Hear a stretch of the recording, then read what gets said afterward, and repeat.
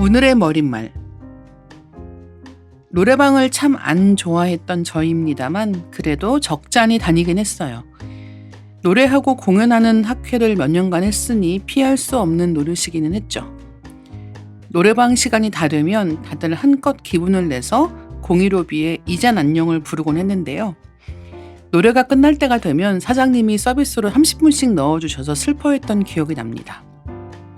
안녕은 언제나 쉽지 않았어요.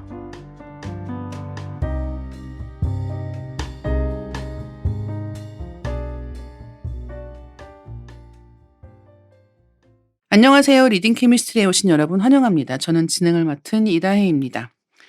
세상에 쉬운 일이 어디 있겠습니까? 내 돈 내고 노래방을 가도 내가 원하는 시간만큼만 있다 나오기가 어려운 것이죠. 학교를 다니고 회사를 다니고 그러면서도 늘 예기치 않은 순간에 만나고 헤어지고 싸우고 어쩌고 저쩌고 하는 게 참 피곤하다 싶으면서도 은은하게 즐거운 사회성 이벤트였던 것 같아요. 책을 좋아하는 이유는 그런 인간 사이의 것 같은 부침이 없기 때문인 것 같습니다. 때로는 책을 다시 읽는 과정을 통해서 평가가 바뀌기는 하지만요. 오늘은 리딩 케미스트리 들으시는 분들께 사랑받는 밀리 직원분들과 함께하는 월간 케미스트리 시간입니다. 월간 케미스트리는 실제 밀리의 데이터를 바탕으로 알아보는 이달의 도서 트렌드를 알아보는 시간인데요. 이번 달은 지난 한 달간 가장 사랑받은 도서들을 소개하는 8월 베스트 편을 준비해보았습니다. 이번 시간 게스트는 밀리에서 홈 운영 담당을 맡고 있는 한스와 브랜드 마케팅을 담당하고 있는 이지입니다. 오늘은 두 분께 먼저 여쭤봐야 할 내용들이 있는데요. 우선 이지님, 혹시 지난 녹음 때 얘기한 숙제는 하셨나요? 엄마한테 사랑한다고 말하기, 돌이킬 수 있는 읽기. 원래 여름방학 숙제도 그렇고 안 해야 제만 아닌가요? 네, 안 했어요. 엄마한테 사랑한다고 좀 하세요. 둘 다 안 했어요? 네. 아니 사실 둘 다 노력하려고 했는데 네. 엄마랑 통화할 때마다 말이 안 떨어지는 거예요. 어머머머. 근데 대신 전략을 바꿨어요. 네. 엄마가 뭐 사랑해 이러면은 왜 저래? 이러지 않고 네. 이렇게 끊어요. 어머님은 그래도 먼저 말씀을 해주시네요. 네, 엄마는 항상 그렇고 저는 이제 테토녀거든요. 웬일이야. 말해야 하나 바로 이러고 이제. 웬일이야. 네, 그렇고 그냥 이제 나도 이 한마디 정도 그러니까. 할 수 있죠. 나도. 나도라도 해줘요. 난 나도. 못해. 일단 나도 하고 그다음에 나도 사랑해 하고 엄마 사랑해로 가는 거예요. 좋다. 좋으세요? 그쵸. 네. 나도. 나만 불효녀야. 나만. 그런 걸로 하시죠? 오늘 한스님께는 소감 여쭤봐야 할 것 같은데요. 갑작스럽지만 오늘이 한스의 마지막 리딩 케미스트리 녹음입니다. 어디 가시는 거예요?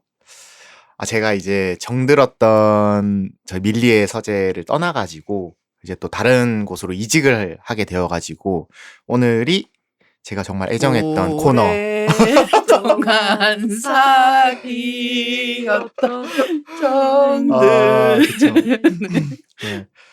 좀 그래서 이제 좀 섭섭한 마음도 많이 있습니다. 누가? 그래도 한스가? 네, 이게 많이 정들었던 코너 그리고 많이 정들었던 회사를 사실 떠나는 게 쉬운 일은 아니잖아요. 물론 이제 새 회사를 가서 이제 또 새롭게 하는 일이 기대가 되는 것도 물론 있지만 그래도 이제 책과는 좀 다른 이제 곳으로 이직을 하다 보니까 이 책을 사랑했던 사람들이 모여있던 이 밀리의 서재 그리고 이 팟캐스트 리딩 케미스트리 다 좀 그리울 것 같아가지고 마지막 이 녹음이라는 게 좀 많이 아쉽습니다. 아니 심지어 서울을 아예 떠나시는 거라면서요. 네, 맞습니다. 예. 이 차가운 사람들의 도시에 네. 왜 어디로 가시는 거예요? 좀 삶에 좀 다이나믹함이 부족한 것 같아가지고 다이나믹 부산. 네, 부산은 그게 바뀌었잖아요. 원래 네. 다이나믹 부산에서 부산 이제 굿이다. 근데 제 생각에는 다이나믹 부산이 맞지 않나.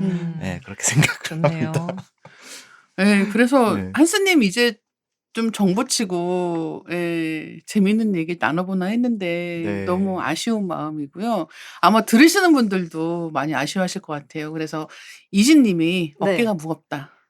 예. 그렇게 되네요. 네. 예. 갑자기 어. 갑자기 유자 뒤로 기대 앉으시면서 거드름을 갑자기. 피우는 예, 그런 포즈가 되었는데요. 어. 예, 오늘 두 분과 함께 8월 베스트 토크 해보겠습니다.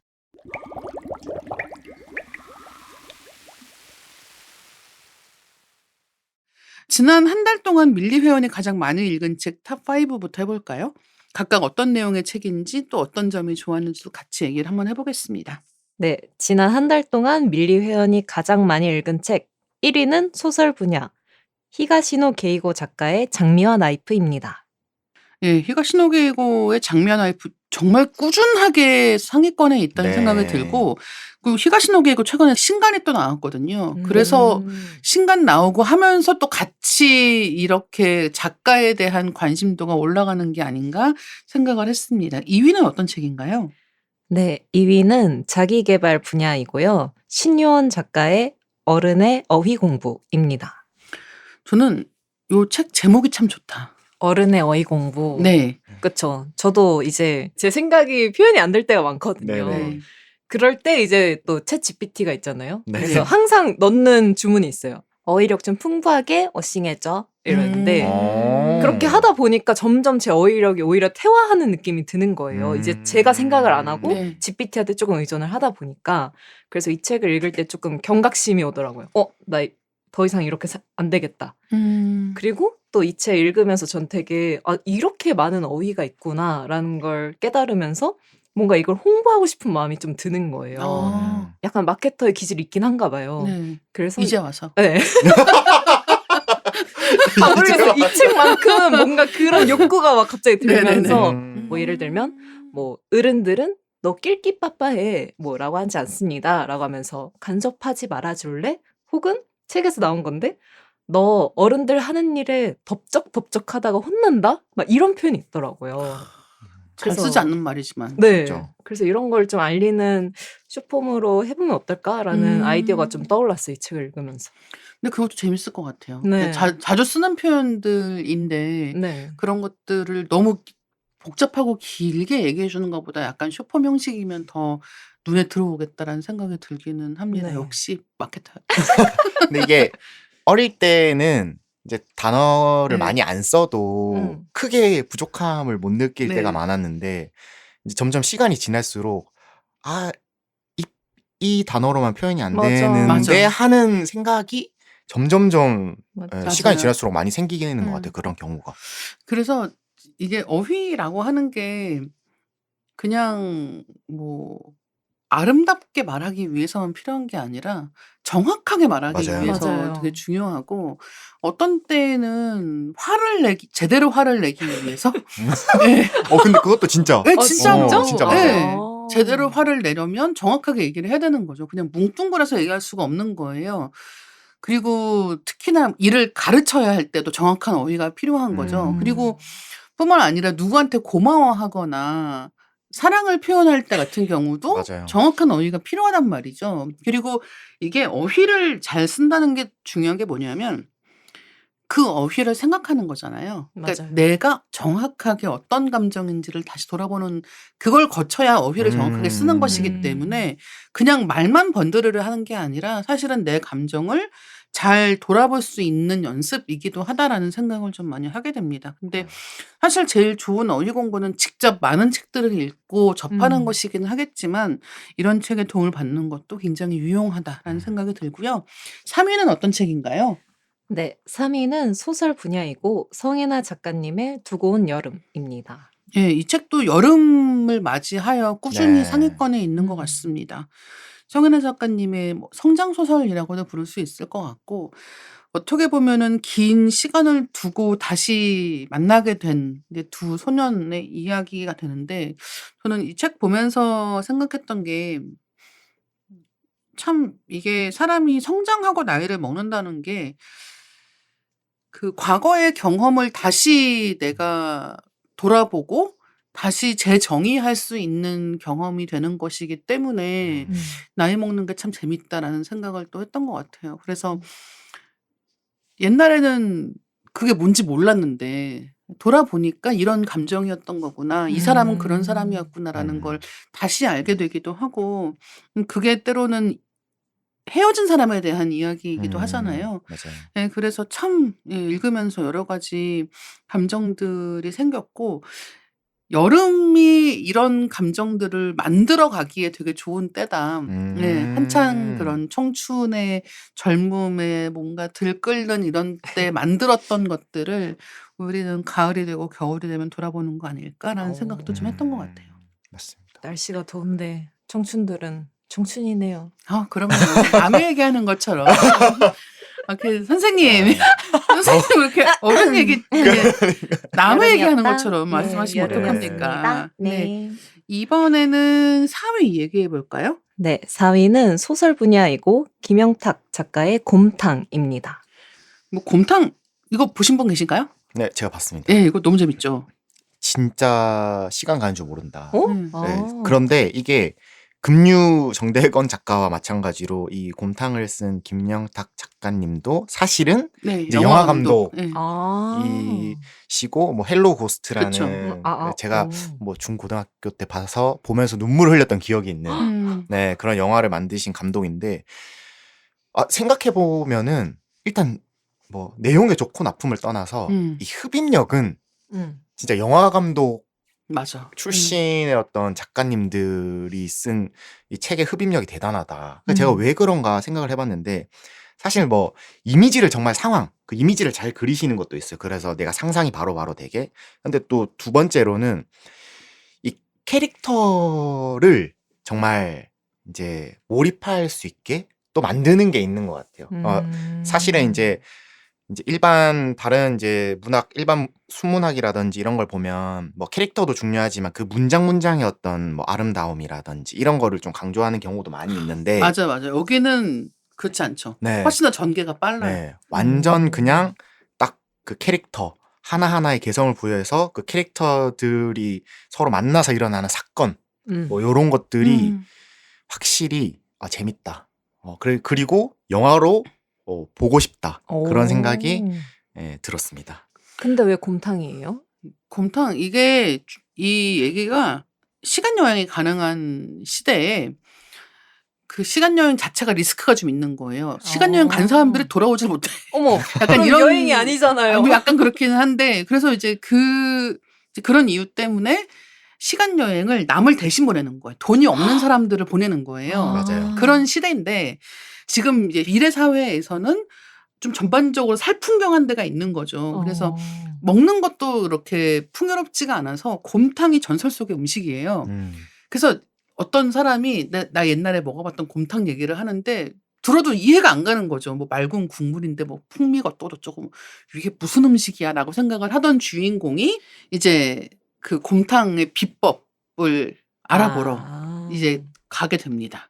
근데 그러면서 벌어지는 일인데 이제 이 주인공이 또 가지고 있는 개인사적인 문제들이 같이 엮이면서 아마도 자기 젊었을 때 아버지 같은 이 사람은 미래 사회에서는 고아였어요.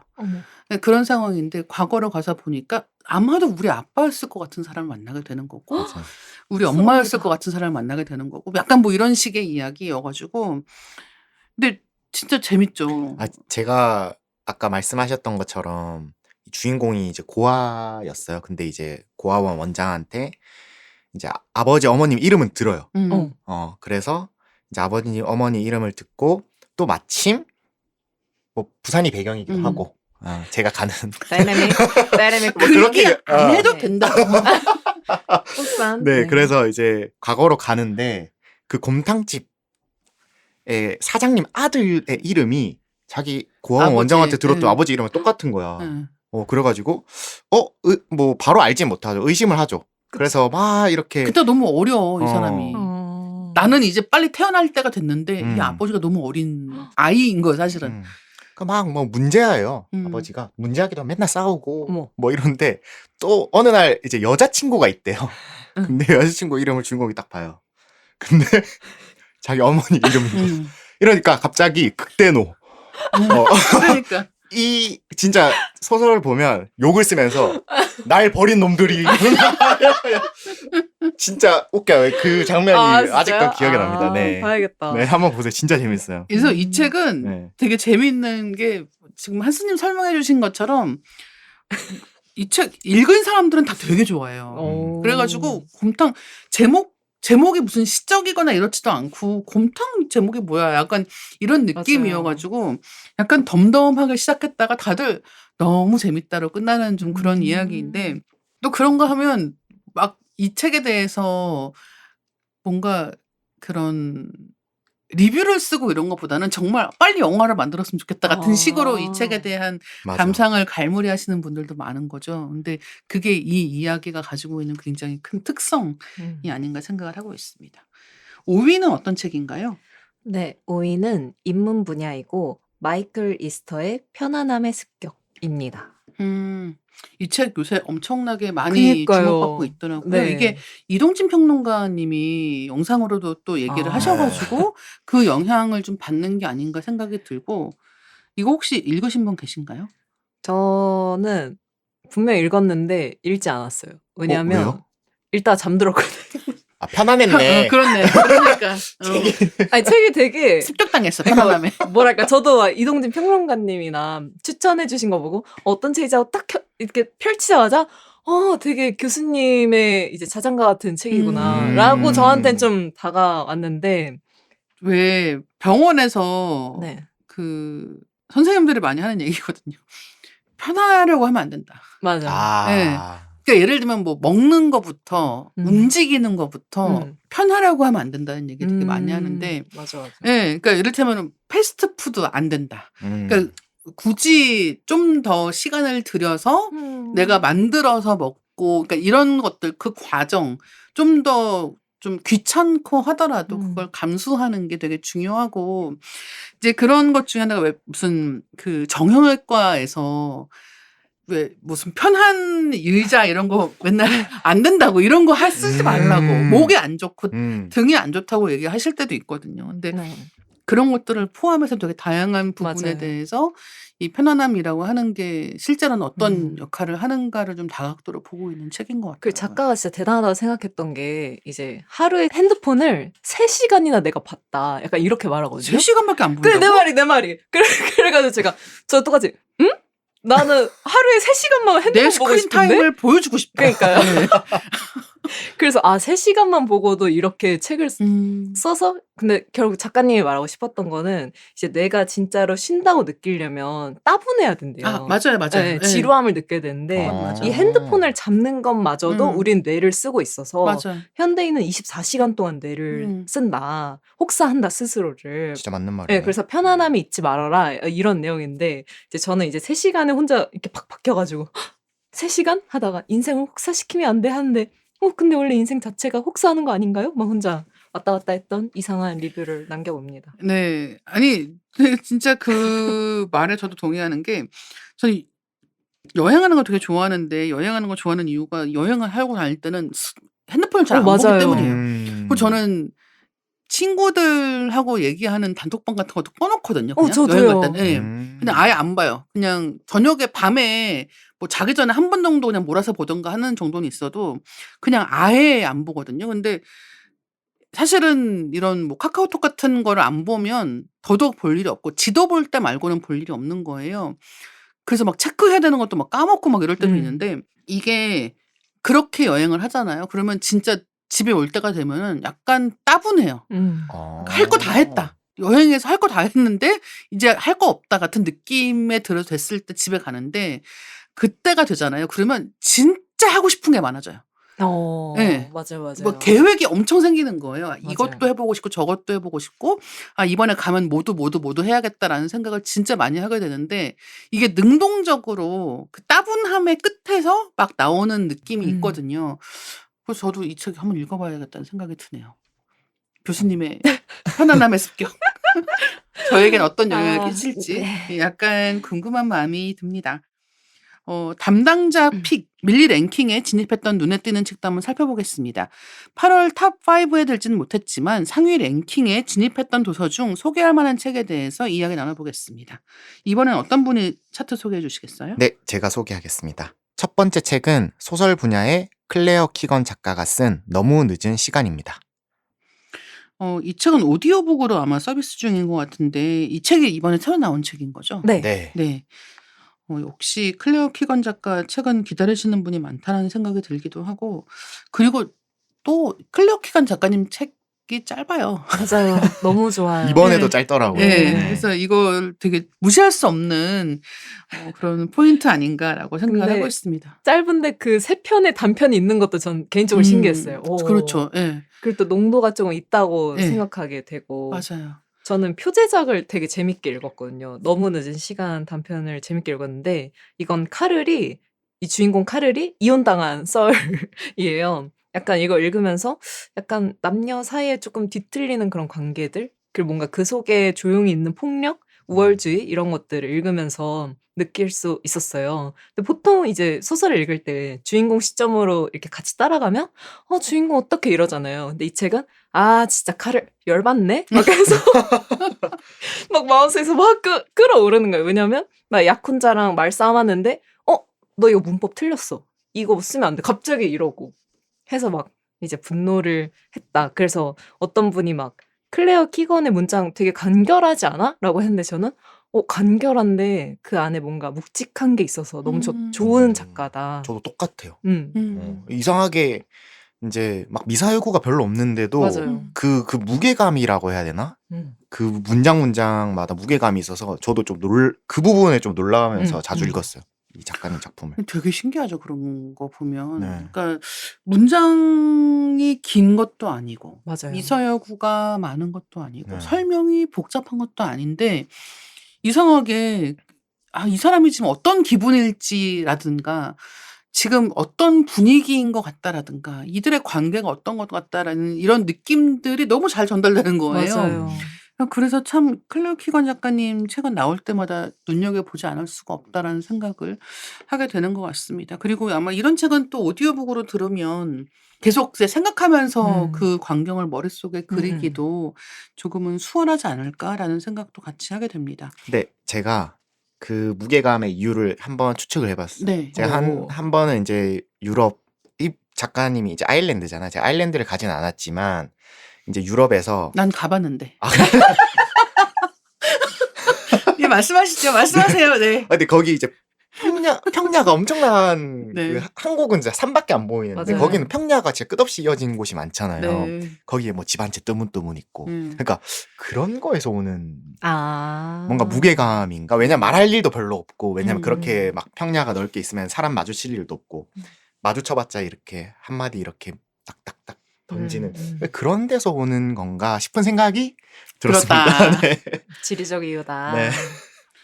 근데 실제로 그런 건 있을 수 있을 것 같아요. 그러니까 이 대도시에서 막 밀집한 대도시에서 사는 감각하고 그렇지 않은 좀 정말 인가가 드문드문 있는 곳에서 사는 감각하고 같을 수는 없다라는 생각은 들기는 하거든요. 하지만 클레어 키건 작가님이 도시에 살지 않는다는 것에 대해서는 네. 확인해 볼 만한 네, 그렇죠. 부분이 아닌가라는 생각을 잠깐 해보았습니다. 그리고 클레어 키건 작가님 좋아하시는 분들은 놓치시면 안 될 것 같아요. 너무 늦은 시간이라는 책이었고요. 두 번째 책은 어떤 책인가요? 두 번째 책은 에세이 분야의 헨리 데이빗 소로우가 쓴 월든입니다. 야, 월든은 갑자기 어떻게 하다가 이 랭킹에 다시 들어갔을까요? 너무 신기하다. 월든이 최근에 제가 이름은 잘 기억이 안 나는데 어떤 인플루언서 그분 아니에요? 맞아. 점님이라고. 네. 맞아요. 네. 네, 점님인데 또 인스타는 신님으로도 되어 있기도 하고 아무튼 그분이 이제 쇼폼이나 이런 데에서 제발 읽으라고 이 책 너무 좋다고 한번 딱 추천을 해주셔서 그게 이제 사람들 마음에 많이 든 거 아닌가. 월드는 워낙 소로 책 중에서 많이 읽히는 책이기도 하고 저도 좋아하는 책인데요.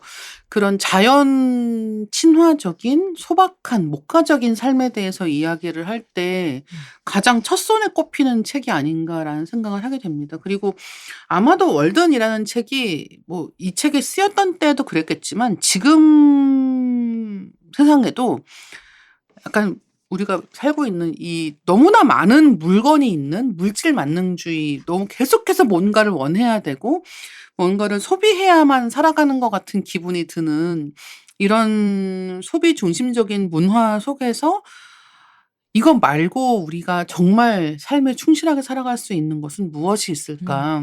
우리가 뭐 호수에 비친 달빛을 보고 나무를 바라보고 이런 삶에 대해서 돌아볼 수 있는 계기가 되는 것 같아서 많은 분들이 좋아하시는 것 같다는 생각이 들기도 합니다. 소로의 월드는 진짜 한 번씩 읽어보시면 되게 좋을 것 같다는 생각이 들고 특히나 여름 휴가 이제 가시는 분들이라고 하면 더더욱 예, 늦게 떠나시는 분들도 이 책은 한번 읽어보시면 좋겠다라고 저도 권해드리고 싶어요. 또 월든이 이 소로의 삶 자체가 사실은 굉장히 자신에게 좀 충실한 사람이었던 것 같아요. 이 사람이. 그래서 이제 사실 모순도 좀 있는 것 같아요. 그 삶에 예를 들어 뭐 고독이 중요하다라고 했지만 막상 자기는 친구들을 자주 찾아다니고 그쵸. 네, 뭐 맞아요. 그런 네. 모순도 있는 사람이지만 그거를 막 숨기거나 뭐 이러기보다는 오히려 뭐 진짜 이것저것 다 해보면서 좀 더 막 내 삶에 충실하고 내가 뭘 좋아하는지 내가 어떤 삶을 살아야 하는지를 이제 계속해서 찾아 나섰던 사람이라 그런 것이 좀 의미가 있지 않나 생각이 듭니다. 맞아요. 읽고 나면 다들 나의 월든에 대해서 생각을 좀 해보게 만드는 맞아요. 책이어서 주기적으로 끌어올리는 책이거든요. 이 책은 항상 어느새 보면은 또 순위에 올라있고 순위에 올라있고 이런 책인데 예, 누구의 추천 때문이든 아니면은 정말 궁금해서든 한 번쯤은 꼭 읽어보셨으면 좋겠습니다. 세 번째 책은 어떤 책이에요? 세 번째 책은 라이프스타일 분야의 유지만 작가가 쓰신 유지만 다이어트 레시피입니다. 아, 이건 너무 궁금하다. 아니 이거 읽어보신 분 계세요? 제가 아, 네네네. 유지만 분을 굉장히 좋아합니다. 어떤 저는 이유로? 예. 예전부터 팔로우하고 있었어요. 아, 엄청 네네. 초창기 시절부터 제가 저의 알고리즘에 뜨자마자 아, 뭐지 분은? 이래서 팔로우하고 어머머머. 실제로 따라 했는데 네. 이렇게 밀리에 들어온 거예요. 그래서 제가 저번 달부터 피디님한테 제발 이 책 소개하고 싶다고 제발 이거 넣어주세요 해서 드디어 이제 8월 달에 넣어줬는데 이 유지만 작가님은 SNS에 다이어터들이 쉽게 따라할 수 있는 레시피를 알려줘요. 그래서 이름이 아마 유지 다이어터 약간 이쪽 느낌이에요. 제가 이 작가님을 좋아하는 이유는 일단 식재료가 되게 간단해요. 아, 제일 중요해요. 네. 예. 전 또 집에 자취를 하다 우연히 보니까 있는 그러니까요. 멜론 이런 건 쓸 수 그러니까요. 없어. 예. 집에 멜론이 웬 말이야? 그러니까. 예, 그렇잖아요. 그리고 또 첫 번째 영상에서 뭐 예를 들어 양배추를 가지고 어떻게 하는지 알려주면 며칠 뒤에 또 양배추가 나와요. 그렇죠. 이게 양배추 한 통 진짜 먹으려면. 네. 맞아요. 이게 맞아요. 반통을 사도 혼자 살면 다 못 그러니까. 먹잖아요. 너무 이런 배려가 너무 좋은 거예요. 와, 그래서 제가 정말 많이 따라했고 그 실제로 따라했을 때 맛있어요. 아. 이게 진짜 중요해요. 그쵸. 그래서 저는 유지만 레시피 중에 포케를 진짜 좋아하는데 포케 레시피가 있어요. 네, 또 이 어머. 책에서만 알려준 포케가 있대요. 그래서 제가 바로 왜였죠? 아니, 진정해, 진정해. 네, 그래서 포케 레시피를 봤는데요. 네. 이번 주말에 해 먹으려고요. 아. 무삼겹 포케, 뭐 연어 포케 이렇게 있는데. 그러면은 이지님 숙제가 두 개가 있어요. 두 개. 어라? 두 개. 어. 아, 그래학인가? 그죠? 뭐? 그래. 나도. 그래, 나도. 그리 쉽지는 않겠지. 엄마가 사랑해 하면 나도 하는 거. 첫 번째 나도가 있고요. 두 번째 포케 후기. 진짜 궁금하다. 네, 사 포케 먹는 후기. 거랑 다른지. 진짜 네. 제가 따라하고 알려드리겠습니다. 네. 사실 이 다이어트 레시피 이런 거 요새는 사실 책으로 보기보다는 영상 같은 걸로 많이 맞아요. 찾아보실 것 같아요. 근데 책으로 한 권 있으면 이렇게 쭉 따라가면서 해보기도 좋을 것 같다는 생각이 들고 이진님이 오랫동안 네. 어떻게 보면 입증한, 네. 검증한. 저 말투도 너무 좋아해요. 아, 진짜요? 네. 너 이렇게 맛있다고? 이렇게 양배추를 썰고 막 약간 이런 식으로 시작하거든요. 근데 그 그냥 이진이 목소리가 되게 말투였는데.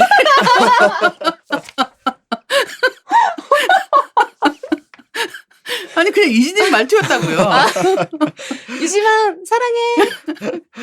그 말을 엄마한테 하시라고요. 와, 그렇네. 그니까 사랑한다는 말을 어. 못하는 게 아니었잖아요. 그래 그리 쉽지는 않겠지.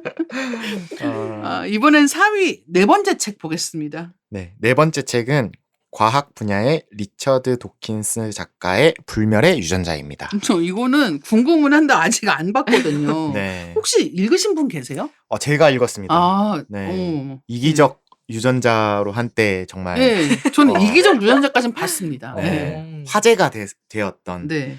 리처드 도킨스의 이제 최신작 불멸의 유전자인데 이게 영어랑 한국이랑 이제 제목이 다르더라고요.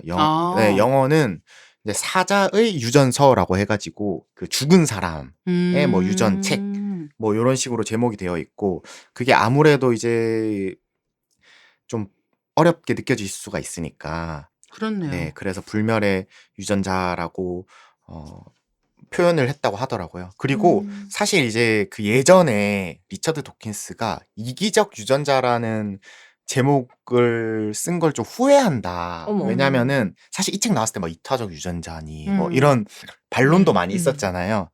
그러니까 이 리처드 도킨스가 생각하기에는 이 이기적 유전자가 나만 중요해. 이게 아니라 그게 아닌데 예. 맞아요. 그런 얘기가 아니거든요. 예. 유전자 차원에서는 그런 결정을 하지 않아요. 선악을 결정하지 않습니다. 근데 이제 사실은 이제 또 모두가 이기적이긴 하니까 나도 모르게 그렇지 이런 네, 생각으로 맞지. 자꾸 이제 오해가 되다 보니까 그때 뭐 그런 얘기를 하셨나 봐. 이게 불멸의 유전자라고 할 걸래 후회한다. 뭐 이런 얘기를 어디선가 막 하셨나 봐요. 그래서 아마 이번에 이렇게 한국어로 번역하신 분도 이 불멸의 유전자라는 이름을 쓴 게 아닐까 생각이 들고 사실 이 책을 제가 읽어봤을 때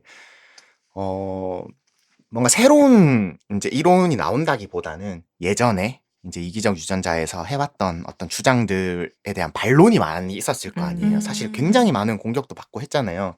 그래서 그거를 또 이제 재반론하면서 이제 또 쓴 책이라고 볼 수가 있겠고, 사실은 이 이기적 그 유전자 그리고 불멸의 유전자를 또 생각을 해볼 때 유전자라는 게 여기서 핵심 주장은 이렇게 덧쓰기를 한다라고 해요. 그러니까 여기서 펠림프세프트라는 이제 단어가 나오는데 저는 이게 핵심이라고 봤는데 이게 한 장의 필사본 위에 사람들이 계속 여러 번 덧쓰기를 한 거를 이제 말하는 거예요. 그게 유전자와 같은 것이다. 왜냐면은 예전에 이기적 유전자에서 밈을 설명할 때도 이제 문화적 유전자라고 해가지고 뭐 노래 같은 것도 일종의 고전에서부터 지금까지 사람들이 뭔가 창조를 한다기보다는 계속 덧쓰면서 조금씩 이제 바뀌면서 새로운 거를 이제 창조해내는 거지 막 완전 0에서 이렇게 탄생하는 게 아니잖아요. 유전자도 약간 똑같다. 그렇게 이제 설명을 하는 것이고 그게 이제 이 책의 좀 핵심이지 않나. 그리고 재밌는 거 하나는 수평 바이러스랑 수직 바이러스가 있대요. 그러니까 수직 바이러스는 이제 그냥 쉽게 말해서 저희에게 이제 좀 이제 긍정적인 바이러스라고 할 수 있고 진짜 이제 수직적으로 뭐 부모님으로부터 내려와서 저희를 좀 더 이 개체를 좀 더 완성하거나 환경에 잘 적응시키거나 이런 바이러스. 그래서 저희를 소중히 다루는 바이러스라고 할 수가 있대요. 근데 이제 수평 바이러스는 코로나처럼 내가 살아남는 게 중요한 거야. 그러니까 뭐 기생충 같은 것도 보면 그냥 내가 사는 게 중요하니까 이 사람한테 붙었다 저 사람한테 붙었다. 근데 숙주가 죽는 거를 크게 상관 안 쓰는 거예요. 이 수평 바이러스는 죽으면 빨리 딴 사람한테 퍼져서 가야지. 뭐 요런 것도 이제 책에 나오는데 이런 좀 흥미로운 사례들이 많아서 역시 재밌게 읽을 수 있다. 그런 생각이 들었습니다. 한번 보긴 해야겠네요. 근데 아마 읽기가 쉽지는 않을 것 같아가지고 네. 좀 작정하고 봐야 되지 않을까 생각이 드는데 그럼에도 불구하고 사실은 워낙 도킨스의 이름 때문이든 이런 뭐 이기적 유전자, 불멸의 유전자 이런 책의 유명세 때문이든 한 번쯤은 보게 되는 것 같고 근데 한편으로는 이 이기적 유전자가 예전에 나왔을 때 한국에서 베스트셀러였어요. 그래서 근데 어떤 생각을 했냐면 '아 다 읽었을까?' 그러니까 일단 읽어야 한다는 마음은 있으니까 사기는 하는데 예. '그걸 다 읽었을까?'라는 생각을 좀 약간 미심쩍은 마음으로 갖고 있었는데 사실 밀리의 소재에 있으니까 마음 편하게 한번 맞아요. 읽기 시작해 보면 어떨까라는 생각이 듭니다. 5번째 책은 어떤 책인가요? 5번째 책은 소설 분야의 프리다 맥파든 작가가 쓴 더 코워커입니다. 이 작가가 요새 진짜 한국에서 인기가 많은 작가예요. 이 네버라이라는 소설을 쓴 작가인데 네버라이가 이제 유튜브에서 이제 쇼츠가 인기를 끌면서 사람들이 정말 많이 이제 찾게 됐어요. 근데 또 작가가 워낙 소설을 잘 쓰시기도 하고 또 재밌다 보니까 이제 추리 소설 쪽에서 좋아하시는 분들이 많이 찾더라고요. 이제 그 작가의 이제 책이 더 코워커가 있는데 요것도 제가 읽어봤어요. 쉽고 빠르게 읽을 수 있는데 확실히 이제 기본은 하는 책이다. 진짜 이 작가님이 정말 모든 책이 평균 이상이긴 하다. 그런 생각이 들었습니다. 이게 주인공이 있어요. 주인공이 진짜 인기가 너무 많아. 그래서 모든 사람들이 그 사람을 좋아해요. 정말 부럽잖아요. 한은우의 삶이네요. 그쵸. 정말 부러운 삶. 이제 정말 하지 행복한 말라고요. 정말 부러운 삶을 사는데 이제 그 옆자리에 돈 쉬프라는 또 이제 사람이 있어. 근데 이 사람은 그냥 딱 봐도 이상해. 친구도 별로 없어. 근데 굉장히 규칙적으로 무조건 8시 45분에 출근한다. 그러니까 8시 45분에 돈 쉬프가 없으면 이건 뭐 세상이 멸망한 거다. 뭐 종말의 징조다라고 할 정도로 이제 시간 잘 지키는데 네. 굉장히 독특한 사람인데 이 돈 쉬프가 이제 네털리를 이제 친구로서 자기도 친해지고 싶은 거예요. 네털리는 모든 사람한테 이제 인기도 많고 또 워낙 친절하니까 이렇게 막 잘 보이려고 이제 막 하기 때문에 이렇게 서로 좀 친하게 지내는 듯 했으나 사람들도 야, 돈 쉬프 친구 없지만 네털리랑은 좀 친한 것 같아 라고 했는데 어느 날 돈 쉬프가 죽은 채로 발견이 됩니다. 어머. 그리고 그 다음에 네털리가 이 돈 쉬프의 집에 찾아갔는데 그 찾았을 때 돈 쉬프 혈흔이 발견되고 그래서 이 네털리가 유력 용의자가 된 거예요. 어머. 그래서 경찰들이 막 너 네털리 보고 너가 유력 용의자니까 너 이제 이거 법정에 서야 된다. 뭐 이런 식으로 하는 거예요. 그러면서 소설이 어떻게 되냐면 돈 쉬프의 메일, 돈 쉬프가 누군가에게 쓰는 메일을 보여주고 네털리는 자기 입장에서 1인칭 시점에서 자기가 바라보는 돈 쉬프를 쓰는데 미묘하게 달라요. 서로가 서로를 어떻게 바라보는지. 그러니까 네털리는 모두에게 잘 보이고 인기 많은 사람인 것처럼 되어 있잖아요. 근데 뭐 자세히는 말씀 못 드리지만 알게 모르게 이제 내가 누군가에게 다 잘 보이고 싶어도 싫어하는 사람은 있을 수 있잖아요. 그쵸. 그래서 이제 그거를 또 네털리가 미움 안 받게 교묘하게 내가 싫어하는 사람을 다른 사람이 나를 보고 이상하게 보진 않게 어떻게 조종 뭐 환경을 좀 한다든지 하는 그런 방식. 그리고 돈 쉬프는 이제 네털리를 생각하며 쓴 메일에서 네털리를 좋아하는 마음도 있지만 또 이제 점점 네털리가 자신에게 하는 그걸 보면서 이제 막 그 실제 어떤 일이 벌어졌는지를 막 메일로 쓰는데 약간 사람 조종하는 느낌의 사람인가 보다. 네. 네털리는. 그 격차가 진짜 이 소설의 가장 흥미의 핵심이라고 볼 수 있습니다. 너무 재밌게 설명해 주셔가지고. 그니까요. 예. 유튜브 하셔도 되겠어요. 그래서 우리 한스는 어떤 동료였을까? 네털리 같은 동료였을까? 아니면 돈 같은 동료였을까라는 생각을 잠깐 해보게 됩니다. 저도 한번 읽어봐야 되겠어요. 이걸 저는 잘 모르고 있던 책인데 지금 설명해 주시는 거 들으니까 저도 궁금해졌습니다. 이번 시간에는 또 지난 한 달 동안 밀리 회원이 높은 별점을 준 책도 같이 살펴보겠습니다. 지난 한 달 동안 별점 4.5점 이상을 기록한 책들인데요. 각각 어떤 내용의 책인지 회원들의 리뷰를 함께 소개하고 이 책이 왜 높은 별점을 받았을지에 대해서 말해볼게요. 첫 번째 책은 어떤 책인가요? 첫 번째 책은 소설 분야이고 델리아 오언스 작가의 가제가 노래하는 곳입니다. 별점은 4.7을 기록했고요. 회원의 한 줄 리뷰 소개해 드릴게요. 읽는 내내 카야를 안아주고 싶었다. 아니, 사실은 내가 안기고 싶었던 건지도. 수시로 쪽수를 확인했다. 책이 끝날까봐 두려웠기 때문이다.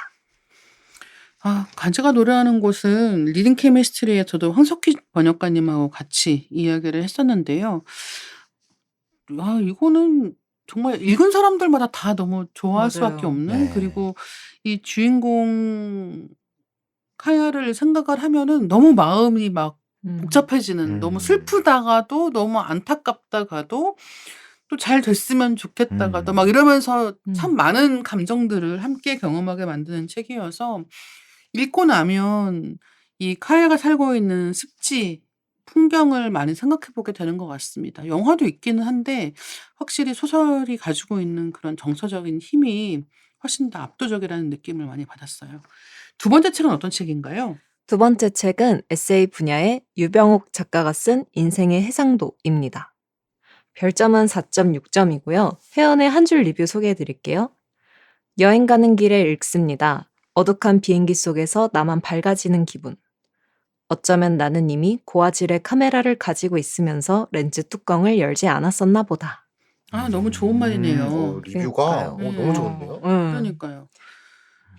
진짜 이미 리뷰- 고화질의 카메라를 가지고 있으면서 렌즈 뚜껑을 열지 않았었나 보다. 약간 리뷰대로 이 책은 좀 작가님이 자기 시선으로 해상도 높은 인생, 또렷하고 선명하게 사는 법에 대해서 많이 알려주시더라고요. 그리고 작가님이 광고 에이전시에서 크리에이티브 디렉터로 일하고 계시는데 뭔가 이 광고 업계에 또 카피라이터의 그 경험이 있으셔서 네. 글이 가독성도 좋고 생각의 깊이가 좀 예사롭지 않다? 이런 걸 많이 느꼈어요. 이렇게까지 생각한다고? 약간 싶은 문장도 많았고 또 마케터인 저로서는 그 시선 자체가 좀 부러우면서도 사실 제가 이 회사랑 미팅을 한 적이 있었거든요. 네네. 진짜요? 네, 그래서 아마 그 작가님 팀은 아니었는데 아무튼 그 회사 분들이랑 회의하면서 와, 이분들은 이렇게까지 생각하시네. 너무 반짝반짝하시다라고 생각해서 이런 사람들 같이 일하면 어떨까? 약간 기대도 되고 부러웠고 약간 복잡한 감정이 들었었던 경험이 막 떠오르더라고요. 그리고 그분들이 이제 미팅 끝나실 때 저희 내부에서 책 쓰시는 분 있는데 곧 밀리로 들어온다. 라고 해가지고 그 책이 이 책이었군요. 네네, 이 책이어가지고 또 읽으니까 왜 추천하셨는지 알겠다. 부럽다. 이런 생각을 많이 했습니다. 이 카피라이터 분들이 쓰신 책이 이제 굉장히 인사이트를 맞아요. 많이 줄 때가 있고 특히 한 줄을 쓰기 위해서 정말 깊은 고민을 네. 많이 하는 경우가 많잖아요. 그런 거를 보면은 확실히 좀 이제 이 한 줄을 글 하나를 쓰기 위해서라도 다양한 시각을 가지는 게 중요하다라는 이제 생각을 많이 들게 하더라고요. 카피라이터 분 책들이. 네. 그래서 저는 이제 주변에 글을 쓰는 사람들이 많이 있고 다양한 분야에서 또 그렇게 글을 쓰는 사람들이 있잖아요. 그래서 제가 느낀 좀 재미있는 점이 있는데 이를테면은 시나 소설도 누군가에게 읽히기 위해서 쓰는 글이지만 자기한테 충실한 게 무엇보다 되게 중요하다라고 평가받잖아요. 맞아요. 근데 이런 광고 카피를 쓰는 경우에는 사실은 내가 어떻게 느끼는지는 중요한 게 아니라는 거예요. 그리고 광고 카피의 또 특징 중에 하나는 모든 사람이 본다는 거죠.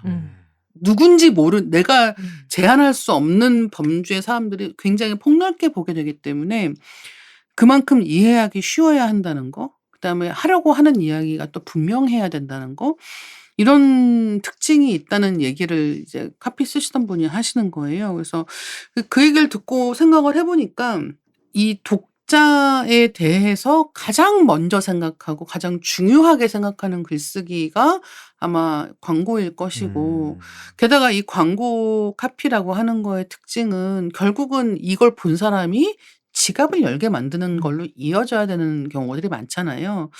그렇기 때문에 참 사람의 마음을 움직이는 데는 무엇보다 좀 많이 생각하는, 그리고 실제로 그런 작용을 하는 글쓰기이기 때문에 카피라이터 분들이 글을 잘 쓰고 또 에세이도 굉장히 재미있게 쓰시는 것 같다라는 느낌을 받게 됐습니다. 세 번째 책은 어떤 책인가요? 세 번째 책은 소설 분야이고 쯔진천 작가의 동트기 힘든 긴 밤입니다. 별점은 4.6점이고 회원의 한 줄 리뷰 소개해드릴게요. 이 책을 이제야 만난 게 너무 아쉬워요. 정말 오랜만에 추리소설의 진가를 보았습니다. 개라는 바위를 더럽히기라도 하려면 제 자신을 내놓고 깨져야만 한다는 게 너무 슬프다.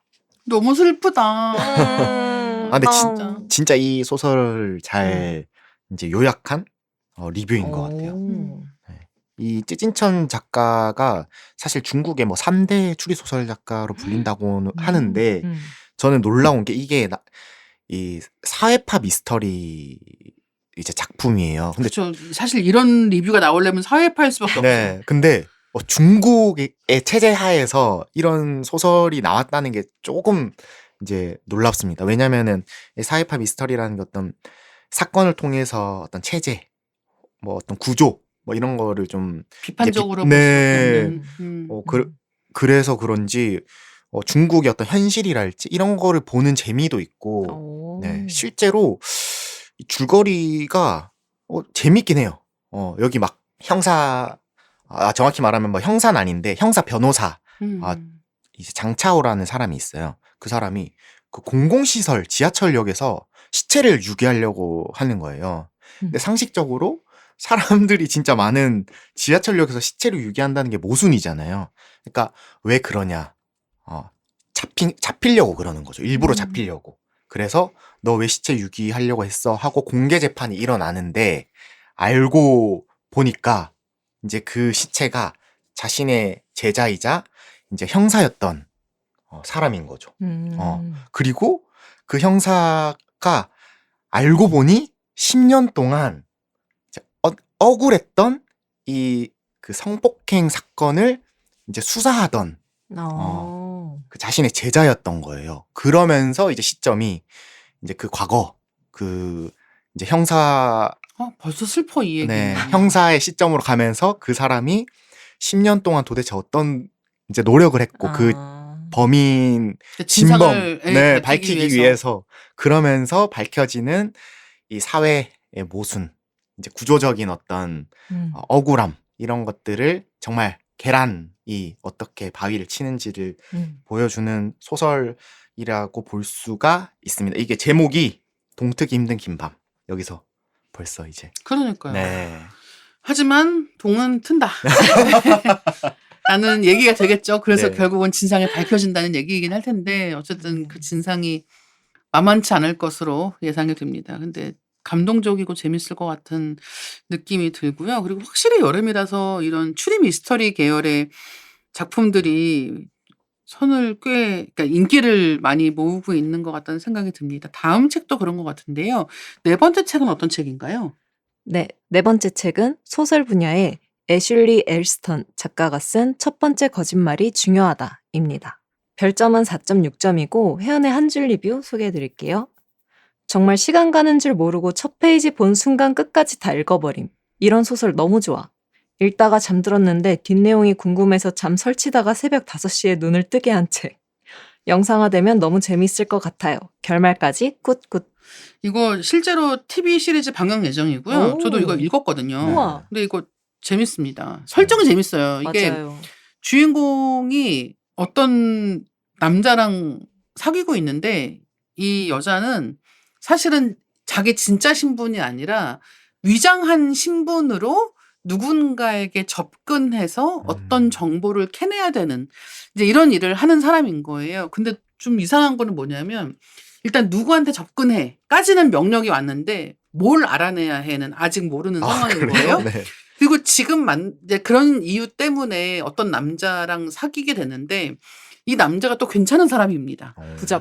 부자야. 그리고 되게 좀 괜찮은 매력적인 사람이야. 그래서 이 둘의 관계가 되게 좋은 거예요. 근데 이 남자친구의 이제 친구. 친구 무리가 있는 거죠. 다 집안 배경이 좋은 이런 친구들인데 그 남자친구의 이 여사친들은 약간 매의 눈으로 이 여자를 보고 있는 스캔하죠. 거예요. 예. 어디서 굴러온 돌이지? 그러니까 우리 그런 라이언한테 상황이에요. 너도 예. 뭐야? 그래서 이제 그런 것들을 잘 이렇게 빠져나가는 맞아요. 상황인데 어느 날 모임에 갔는데 어떤 사람을 소개받는 거예요. 어떤 여자를 소개받습니다. 근데 인사하고 보니까 이 여자 이름과 신분이 자기 진짜 신분인 거예요. 맞아. 너무 이상하죠. 어. 그러니까 이를테면 제가 이지라고 하는 신분으로 이제 막 이런저런 일을 하고 있단 말이에요. 근데 어느 모임에 갔더니 안녕하세요. 이다희 기자입니다. 예, 이렇게 딱 된 거예요. 와. 심지어 뭐 자기 출신 지역, 맞아. 가족 상황 다 똑같아. 가족사까지. 예. 그러니까 분명히 저 여자는 나랑 똑같은 데서 시켜서 여기를 와 있는 거예요. 서로 그럼 똑같은 곳에서 지금. 그렇죠, 그렇죠. 근데 서로의 존재는 알 수가 아. 없고 저 사람이 뭐 때문에 여기 왔는지도 맞아, 모르는 맞아요. 상황인 거죠. 이제 그래서 이제 이 미스터리한 상황을 해결하기 위해서 이제 막 되는 얘기인데 이 속고 속이는 얘기와 재밌습니다. 더불어서 과연 이 남자친구와의 관계는 어떻게 될 것인가. 맞아요. 이런 것들도 이 마지막까지 좀 관심을 갖고 보게 만드는 부분이어가지고 재밌게 읽으실 수 있을 것 같아요. 이지님은 어떻게 보셨어요? 전 너무 재밌었고 저는 사실 그 주인공한테 되게 몰입했어요. 나였으면 저 상황에서 어떻게 거짓말하지? 막 혼자 막 또 상상의 나래를 펼쳐가서 근데 사실 아직 완독은 못했거든요. 그래서 내 진짜 네, 신분을 네, 네. 가진 사람이 도대체 누군지 네, 그리고 나를 조종하는 사람은 또 누군지 이거에 대해서 지금 굉장히 읽고 싶어서 대기를 타고 있습니다. 이지님은 거짓말을 하지 않아야겠다는 생각은 안 하는 거예요? 저 마피아 게임 진짜 잘해요. 저 진짜예요, 진짜. 같이 진짜. 마피아 게임은 하지 않는 걸로 해요. 진짜 그래. 네, 5번째 책은 어떤 책인가요? 네, 5번째 책은 소설이고 슈테판 셰퍼 작가의 내게 남은 25번의 계절입니다. 별점은 4.5점이고 회원의 한 줄 리뷰 소개해드릴게요. 슬픈 내용이 아닌데 계속 눈물이 나서 당황스러웠어요. 곱씹고 싶은 문장들이 많아요. 읽기만 해도 복잡한 마음이 정화되는 맑은 소설. 책이 행복을 강요하지 않아 좋다. 카를에 있는 그대로를 보여줄 뿐인데 덕분에 행복해졌다. 내게 남은 25번째 계절은 뭔가 한 줄로 요약하면 있는 그대로 즐기며 사는 삶은 아름답다. 약간 이렇게 하고 싶고 약간 줄거리를 요약하자면 그 주인공 나는 약간 괴짜 같은 인물인 카르를 만나요.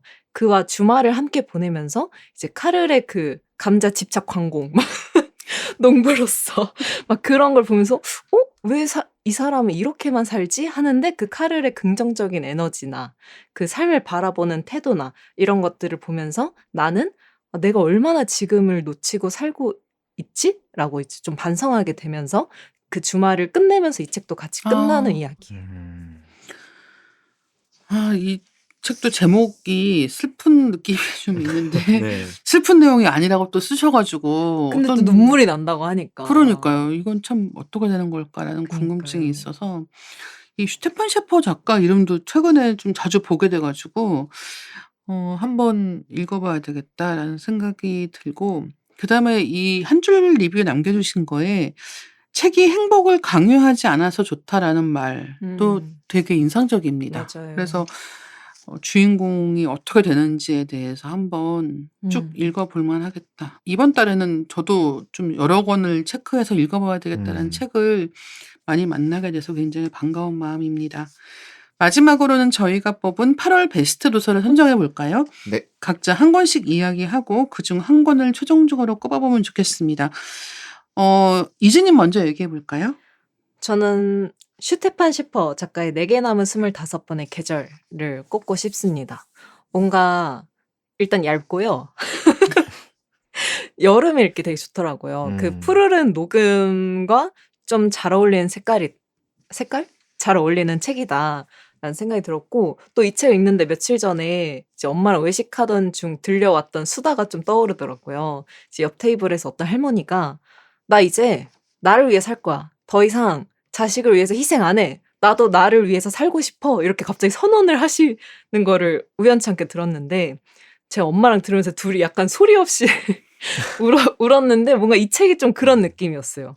뭔가 이진님. 그래 그런 생각을 하는데 왜 사랑한다고는 안 해요. 저 텍토녀라서 왜 남의 엄마 보고는 눈물이 안 텍토. 오는데 우리 그러네. 엄마 보고는 안 울어요. 아, 아무튼 그래가지고 이제 좀 현재 소중함도 되새기고 또 이제 엄마한테 더 잘해야지 표현은 못하지만 뭐 그런 생각했습니다. 숙제 나도 네, 음. 숙제 꼭 해오시고요. 네. 한스님은 어떤 책이 좋으셨어요? 네, 저는 8월의 베스트로 김명탁 작가의 곰탕을 꼽겠습니다. 네, 사실 곰탕이 밀리에 서비스하기 위해서 이제 정말 긴 시간이 이제 필요했는데 확실히 그 긴 시간이 필요할 만큼 정말 재밌는 작품이다. 특히나 이제 여름에 덥고 지칠 때 이런 정말 술술 넘어가는 책, 진짜 막 재밌는 책 이런 거를 좀 보면 좀 기분이 좋고 막 시간도 금방 잘 가고 이럴 것 같고 특히 이 김영탁 작가님이 굉장히 흥미로운 이야기도 잘 쓰지만 요것도 좀 가족에 대한 이야기도 맞아요. 있어요. 그래서 사실은 이제 1권과 2권이 있는데 1권만 보면은 그래서 이 수많은 그 떡밥을 어떻게 푼다는 맞아. 거야? 라고 했는데 2권에서 해결해 나가는 그 진짜 짜릿함이 첫 번째로는 있고 그리고 감동도 있어요. 그 가족 결국에는 그 고아였지만 과거로 돌아가서 자기의 부모님을 만난 그 주인공의 어떤 그 감동적인 이야기 그리고 반전도 사실은 나름 꽤 있습니다. 반전도 있고 그리고 소재도 재밌지 않나요? 왜냐면 이제 거의 뭐 이제 재난이 일어난 60년 부산에서 그 곰탕의 맛 때문에 곰탕을 맛보고 싶다는 그 사장 주인 때문에 자신의 목숨을 걸고 과거로 돌아간 그 소재 자체도 너무 매력적이어서 진짜 한번 이 책을 읽고 나면 나도 여름에 곰탕 한번 먹고 싶다라는 생각이 들지 않을까 합니다. 저는 첫 번째 거짓말이 중요하다로 뽑겠습니다. 뭔가 결국은 우리가 3권 중에 1권으로 요약을 해야 되겠지만 3권 다 재밌는 책들이라는 얘기를 먼저 하고 싶고요. 저는 이 첫 번째 거짓말이 중요하다라고 하는 책에서 정말 거짓말에 대한 얘기거든요. 계속 거짓말하고 속이고 그럼 이 주인공은 어떻게 이런 일을 하게 되었는가? 어떻게 자기 신분을 위장한 무슨 특수 요원 같은 건가? 이런 것도 궁금해지고 그러면서 이제 옛날에 어떻게 이 거짓말이라는 일을 시작했는지 그리고 이제 뭐 이 책에도 그런 말 나와요. 약간 거짓말은 기세다 같은 느낌으로 첫 번째 거짓말이 중요하다 그런 뉘앙스가 나와요. 처음 거짓말 할 때 좀 확실하게 딱 질러놓고 맞아요, 시작해야 맞아요. 그 다음 말도 잘 믿는다 같은 얘기가 나오거든요. 맞긴 하네요. 예, 그래서 이제 이 사람의 믿음과 거짓말이라고 하는 것의 상관관계에 대해서도 굉장히 재미있는 이야기거리를 제공하는 책이라는 생각이 들었습니다. 이 중에서 한 권으로 요약은 아니지만 한 권을 뽑아본다면 어떤 책일까요? 저는 우리 석별의 정을 생각하면서 저도 예, 한스가 꼽은 곰탕으로 너무 얘기를- 좋습니다. 네. 네, 너무 좋습니다. 해보면 어떨까? 좋아요. 부산에 가는 한스에게 곰탕 한 그릇 네. 선물하는 그런 네. 기분으로 네. 곰탕 뽑아보면 어떨까 합니다. 좋아요. 곰탕이 정말 인기가 많은 책인데 밀리에서 서비스가 돼서 저도 굉장히 반가웠고 또 들어오자마자 많은 분들이 주목하고 계시고 많이 재미있게 읽으시는 것 같아서 영화가 됐든 드라마가 됐든 빨리 영상으로도 보고 싶고 네, 그전에 저도요. 예, 책을 먼저 읽어보시면 좋겠다는 생각을 하게 됐습니다.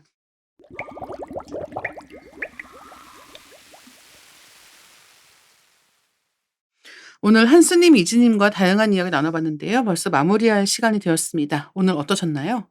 일단 한스와 마지막이어서 뭐 회사를 다니면 항상 그 동료들과 헤어지는 순간이 있잖아요. 네. 근데 한스와 이별은 좀 많이 아쉬운 것 같아요. 뭔가 제가 평소에 한스에게 별말 안 했지만 한스처럼 막 책에 진심이고 막 열정적으로 홈 운영이나 뭐 홈 콘텐츠에 대해서 고민한 사람이 뭐 내부에 많지만 그래도 한스가 전 넘버원이라고 생각했거든요. 네, 그래서 같이 일하는 동안 정말 즐거웠고 가는 다이내믹 부산에서도 제가 롯데 팬이잖아요. 부산 가면 연락할게요. 네, 이상입니다. 고생하셨어요. 너무 직장생활 잘하셨네요, 한스님. 네, 감사합니다. 너무 아쉬워요. 예, 진짜로. 이렇게 빈말이 동료한테서 아니라. 네. 이야기를 들을 수 있다는 것 자체가 직장생활 어떻게 했는지 너무 잘 보여주는 것 같아서 옆에서 보는 저도 굉장히 부럽기도 하고 멋있기도 합니다. 또 그런 말을 역시 엄마한테는 못해도 피 한 방울 안 섞인 남한테는 따뜻한 말 참 잘도 하는구나. 엄마 듣지 마.